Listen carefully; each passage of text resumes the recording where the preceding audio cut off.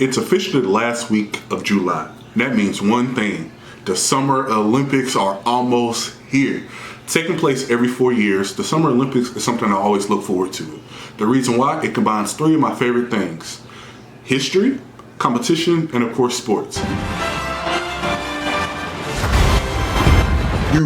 USA. The Olympics is the only time where a lot of black people love America. I love America. We have our issues, but at the end of the day, there's no other place I would rather live. In this video, I will be providing a Black History timeline of the Olympics to provide a couple of stories about some lesser known black people, black athletes, and black storylines that have taken place over the Olympics. Taking this information, getting it, and passing it on to others. That's what the recipe is all about. So I hope that you are here ready to take in this recipe so that you can take it on and pass it on to other people. Thank you all for being here. Sit back and let's get this information and let's go. Let's go. Welcome to the recipe.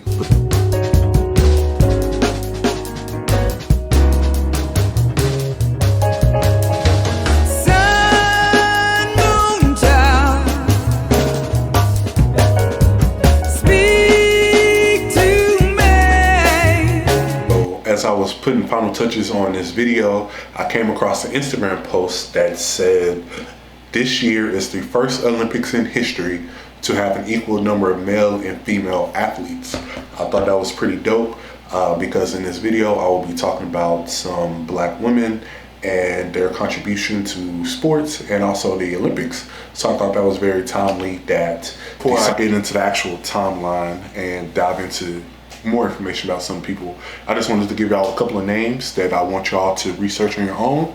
First up, we have George Pogue, who is the first black person to win a medal at the Olympic Games. He won 2 bronze medals in the 200 meter and 400 meters. This is at the 1904 Summer Olympics in St. Louis, Missouri. Next up, we have Mr. John Baxter Taylor Jr., who was the first African American to win an Olympic gold medal. He won that gold medal with the 4x400 meter relay team at the 1908 Summer Olympics in London. Next up, we have D. Hart Herbert, who was the first African American to win an individual Olympic gold medal, and he won that award at the 1924 Paris Olympics doing the long jump. Alice Coachman, who was the first black woman from any country to win an Olympic gold medal, and she won that gold medal at the 1948 London Olympics. Lastly, we have Miss Lauren Williams, who just is a crazy athlete. She medaled at both the Winter and Summer Olympics. She medaled in the Summer Winter Olympics. She won gold in the 4x100 meter race at the London 2012 Summer Olympics, and then she also won silver in the 2-woman bobsled race 2 years later in Sochi Winter Olympics in 2014. Of course, that was just a few names that I'm sure a lot of you all are not familiar with, because I was not familiar with them, so I wanted to pass them on. But of course, if I dove in, I could easily talk all day about different athletes. Other Olympic athletes have pivotal careers, pivotal lives, and have just lived lives that we should all look up to. The rest of the video will be a mix of different people, different eras, different sports, and so on and so forth. First official person that we have on this timeline is the 1936 Nazi Olympics. Yes, you heard that right, the Nazi Olympics. These Nazi Olympics got the name from being held in Berlin, Germany. 1936 Olympics, we have the emergence of Mr. Jesse Owens.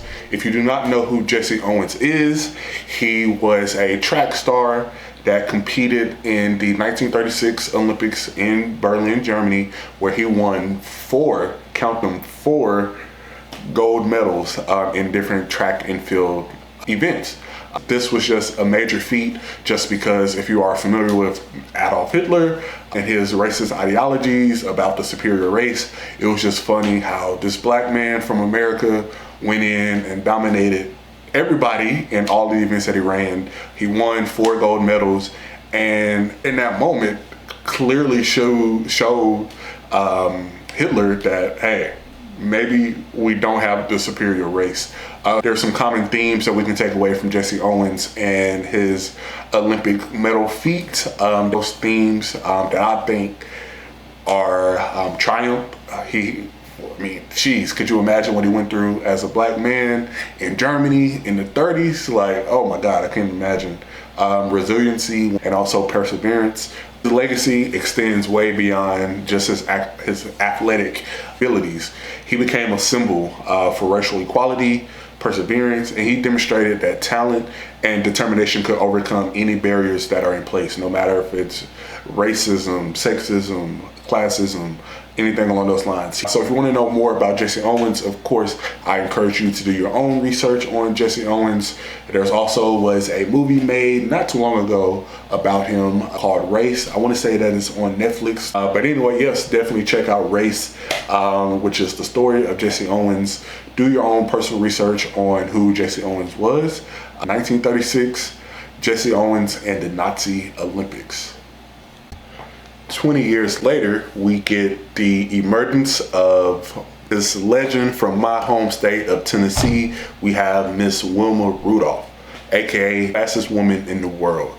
So in 1956, 20 years after Jesse Owens' triumphant victory in Berlin, we get Wilma Rudolph. So in 1956, Wilma Rudolph won a bronze medal in the 4x100 meter race at only 16 years old. Yes, 16 years old. But of course, those Olympics were just the prerequisite of what else she had in her tank. 4 years later, at the 1960 Olympics in Rome, she won three gold medals in 100 meter, 200 meter, and the 4x100 meter. This feat was the first time that any American woman has won 3 gold medals in a single Olympic Games. Let me repeat that. This is the first time that a woman has won 3 gold medals in a single Olympic Games. So super impactful.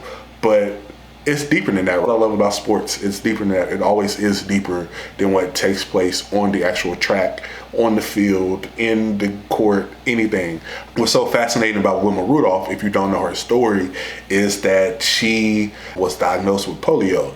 If you are familiar with polio, you know a lot of times people can't walk without the use of braces. They can't walk without the use of canes and all those kind of things. So Wilma Rudolph was diagnosed with polio at an early age, and she then became the fastest woman in the world, winning multiple medals. And that just goes to show you just like, first of all, how amazing the human body is. Resiliency that Wilma Rudolph had to overcome that illness that she had. It's just amazing to see that she went from literally not being able to use her legs without the use of canes and braces to literally being on top of the podium, winning 3 gold medals in a single Olympic Games. Some themes within that, kind of similar to Jesse Owens, is her triumph, the resiliency to keep going, and then just the overall motivation that she had.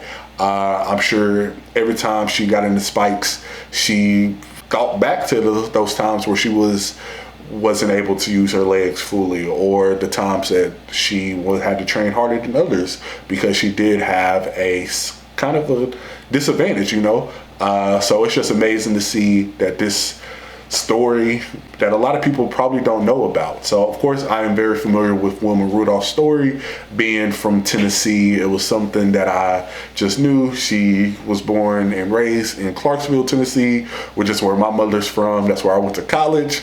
But she is also a Tiger Belle, meaning that she went and ran track at Tennessee State University in Nashville, Tennessee, which is where I'm from. So yeah, I know this story. I've been told this story a lot growing up, and I just want to pass this story along to others, to people that might not be aware. Her story, Wilma Rudolph's story, resiliency, overcoming, and just everything in between is just so inspirational, and more people need to know the story. So I just wanted to give you all just a quick glimpse of Wilma Rudolph and her story, and I encourage you all to go and do your own research and find your own motivation through Wilma Rudolph's story. But yes, Wilma Rudolph, aka the fastest woman in the world, winning 3 gold medals in the 100 meter, 200 meter, and the 4x100 meter races at the 1960 Olympics in Rome, Italy. Next up, we have the backstory of my all-time favorite sports pitcher. So in 1968, after the 200 meter race, and on the podium, we have this most iconic picture right here. Tommy Smith and John Carlos, I'm raising a fist. So in this picture, we have Tommy Smith and John Carlos. These are 2 names that literally changed the history of their lives, but also the history of a lot of people's lives. This took place at the 1968 Olympics in Mexico City, Mexico. A little background is, of course, this is 1968. If you are familiar with history, you know that Martin Luther King was assassinated earlier in the year, April of 1968. So this is probably, 4, maybe 5 months later, after the country has been in complete just chaos since the murder and assassination of Martin Luther King. Leading up to the 1968 Olympics, you had a lot of, discourse. You have a lot of people talking about like, hey, is America going to perform in these games? Are they going to protest these games? What does this look like, right? So we have Tommy Smith and John Carlos that made it their mission to take a stand while on the stand, the podium, that is. So we have this iconic photo holding their fists in the air. A little bit more background specifically about the picture. Of course, they have gloves on. You see Tommy Smith in the middle with the glove on his right hand. You see John Carlos with the glove on his left hand. So the story behind this is that John Carlos left his gloves back at the Olympic Village before the race. Like, he didn't have a glove to wear. They were originally going to wear 2 gloves, right? But because John Carlos left his gloves, they had to share the gloves. But anyway, that's just funny. Action caused immediate backlash, which caused the International Olympic Committee to deem their actions inappropriate, and it was a political statement that violated the Olympic spirit. After this, of course, Tommy Smith and John Carlos was banned from the Olympics, right? Banned. Medals stripped away and banned, just because they decided to take a stand and to, put their fists up in solidarity for their brothers and sisters that are fighting, not only in America, but across the world. So the black gloves was a symbol of blackness. The power fist is a sign of solidarity. So this picture is just so iconic, so legendary, literally my all-time favorite sports picture. So I'll be remiss if I did not speak on Tommy Smith and John Carlos and the sacrifices to their personal careers that they made in order to make this political statement, to make this personal statement, to make this civil rights statement. Without saying any words, they said a lot. Literally after this, their whole lives changed. They were banned from the Olympics. They really couldn't find jobs. If you want to know more information about this incident, these 1968 Olympics, definitely check out the documentary called Salute. I watched it free on Tubi. So if you want to know more about this picture and Tommy Smith, John Carlos, and also the third guy who is actually an Australian who also protested with Tommy Smith and John Carlos. Some common themes in Tommy Smith and John Carlos's 1968 Olympic run is Black Power. Yes, sir. Power to the people. So Black Power, solidarity, unity, once again, resiliency, and just looking back at it, nowadays we live in a world where athletes are told that they can't have a voice, they can't speak on certain things. You get the horrible rhetoric about shut up and dribble, like LeBron James shouldn't be talking about who's facing black people in America. Colin Kaepernick, same kind of thing. He was banished. There's a lot of similarities between this story and stories that are going on now, which are 50, 60 years later down the line. Still some of the same rhetoric being said, still talking about how there should not be a mix of politics and sports. When if you seriously look at sports and you break down sports and politics really go hand in hand. It's usually about a powerful person, a powerful team getting taken over by, a lesser known person or an underdog in a way. So for people to say politics and sports, you shouldn't combine the two. If you really break it down and look at them from a different lens, you can see that there are a lot of similarities between politics and sports. This is another reason why I love sports. There's just a lot of lessons that can be learned.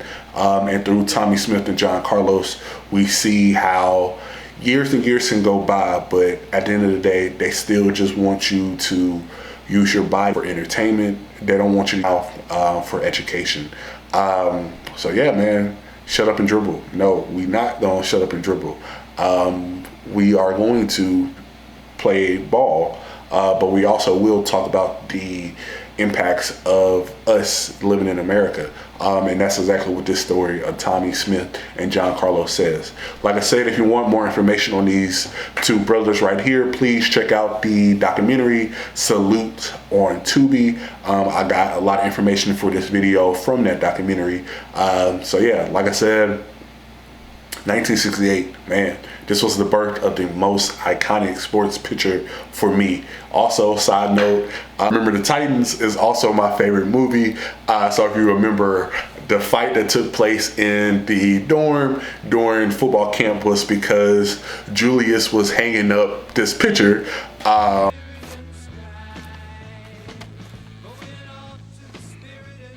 ain't looking at that for 2 weeks, man. Take it down.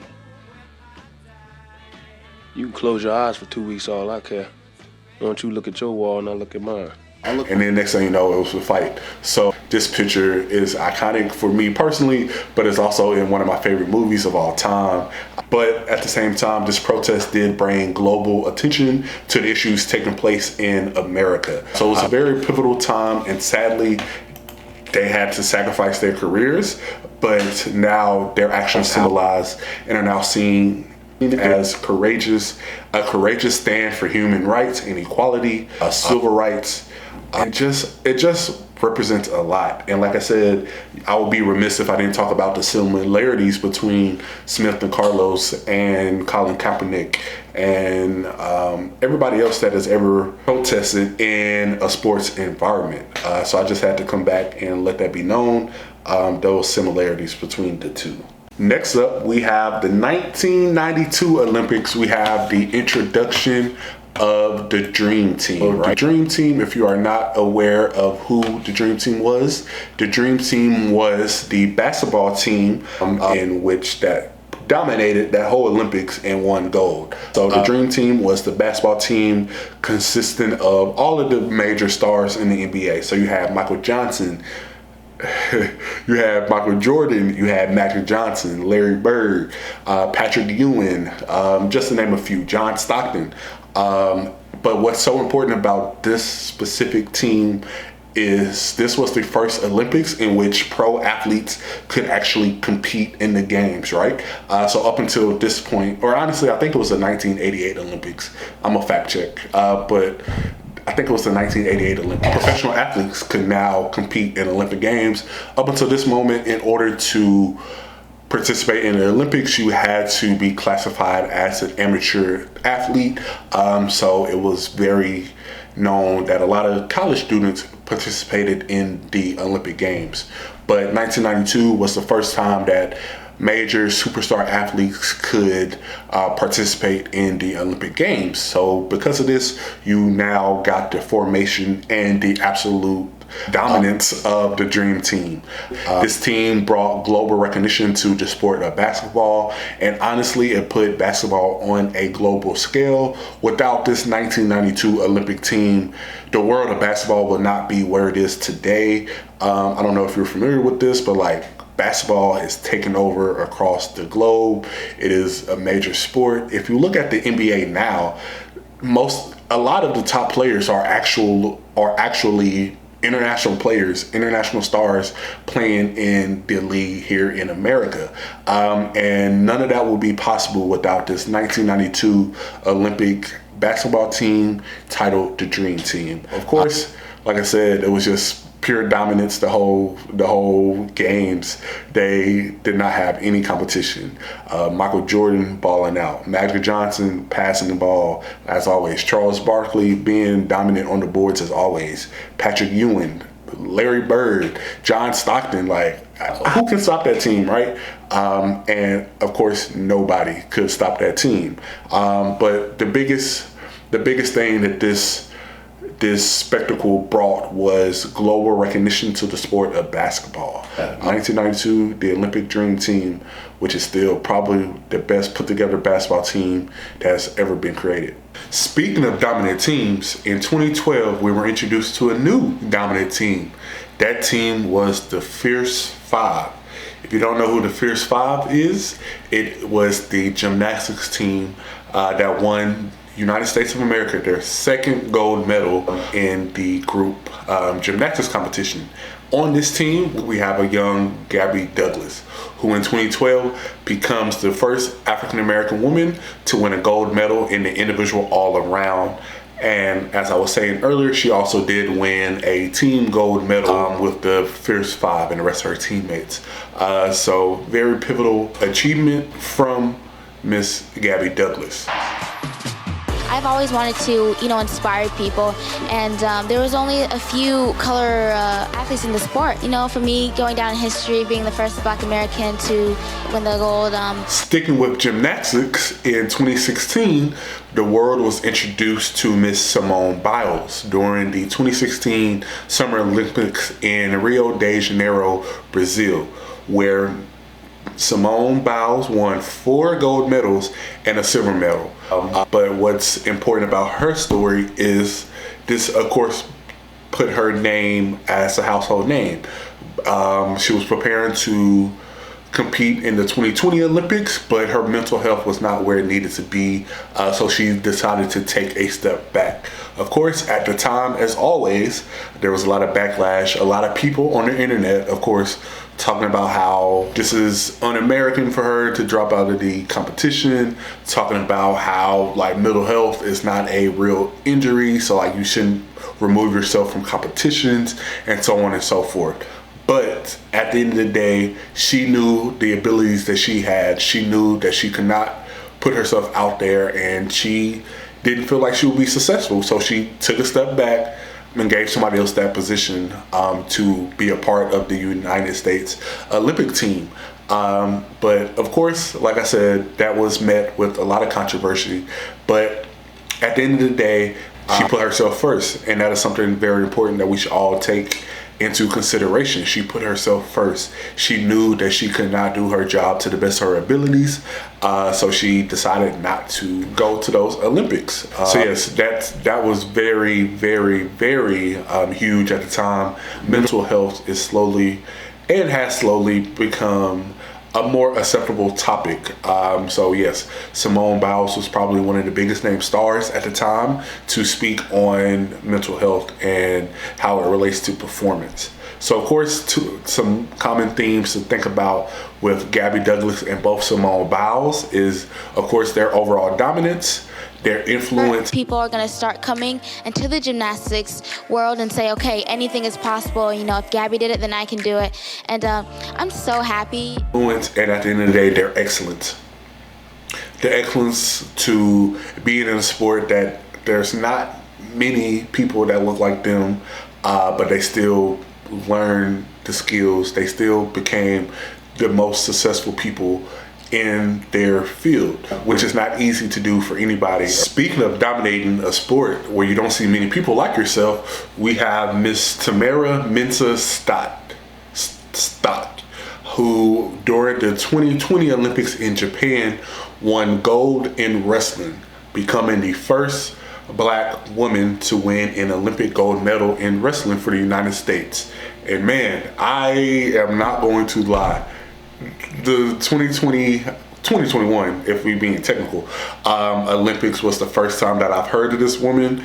But I have been a huge fan of her since. There was a video during the last Olympics that went viral just because it showed her charisma, it showed her passion, it showed her dedication, and most importantly, it showed her love for the United States of America. She instantly gained a new fan in me, and I've been keeping up with her since 2021 during the last Olympics. So let me break down a little bit why I love her. First and foremost, I love her energy. Every time I see her, she just has a real bubbly personality, just so energetic, and it oozes out in her press conferences, her interviews, her vlogs, her social media posts, and everything in between. So I just love her energy. What I also love is her love and dedication that she has to the sport. Wrestling is not a common sport. It's not something that a lot of people watch daily, me, myself included. It's just the love that she has for the sport. She's been doing it for multiple decades at this point, 2 decades, but that is still a long time to, be doing something. And just her love and her dedication that she has is just amazing to watch. And man, I'm gonna put in this clip that kind of shows you some of that love and dedication and passion that she has.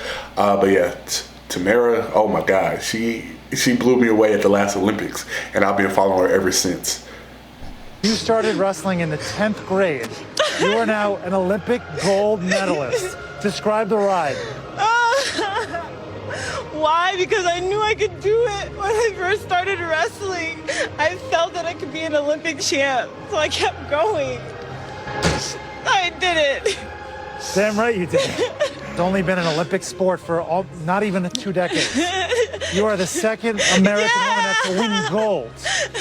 What does this mean for the popularity of the sport and for all the young girls out there that are going to see you and feel inspiration? It means that they see someone like themselves on that podium, someone like Helen on that podium, showing them just because you're a female, it doesn't mean you can't accomplish the biggest of goals. And being an Olympic champ is one of the hardest things I have ever done in my entire life, and I can say it's well worth it. And because I am a champion. I was born for this. I was made to win.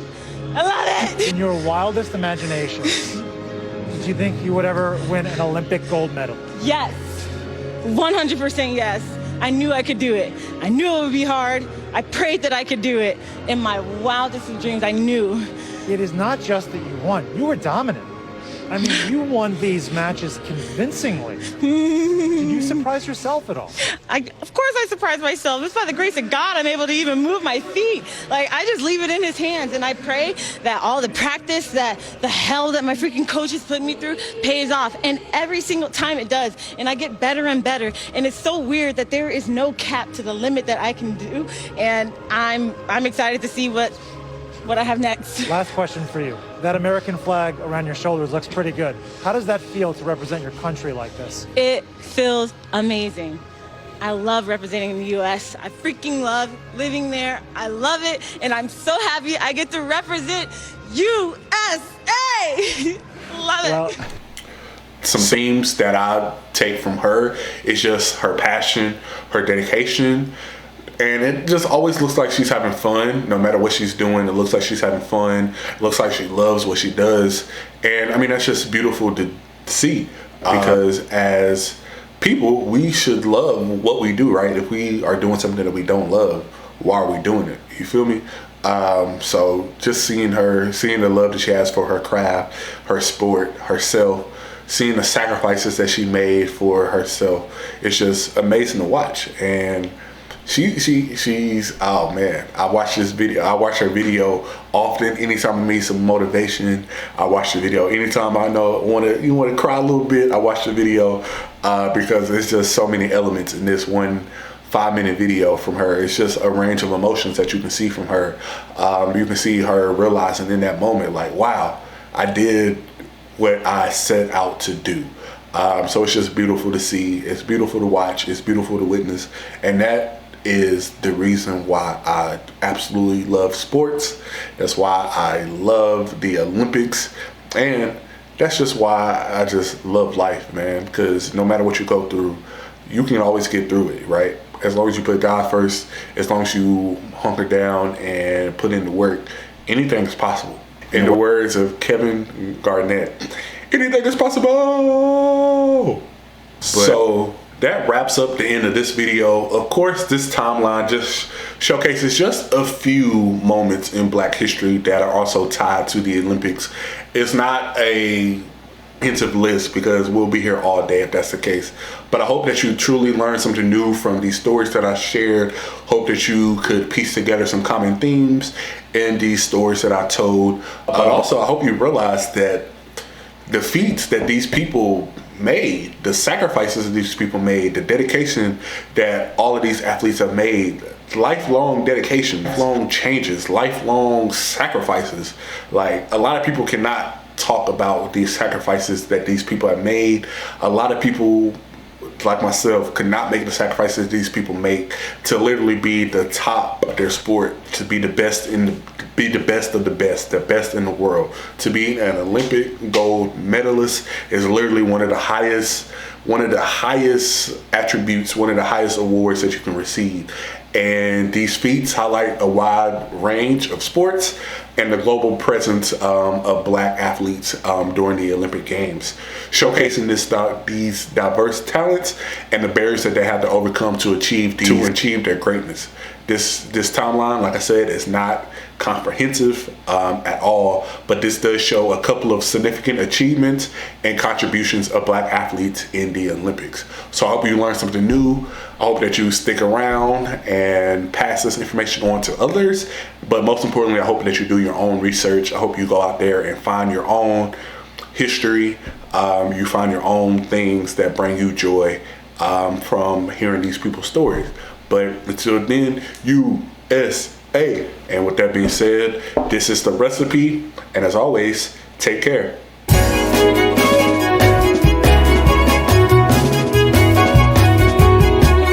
I believe in your destiny.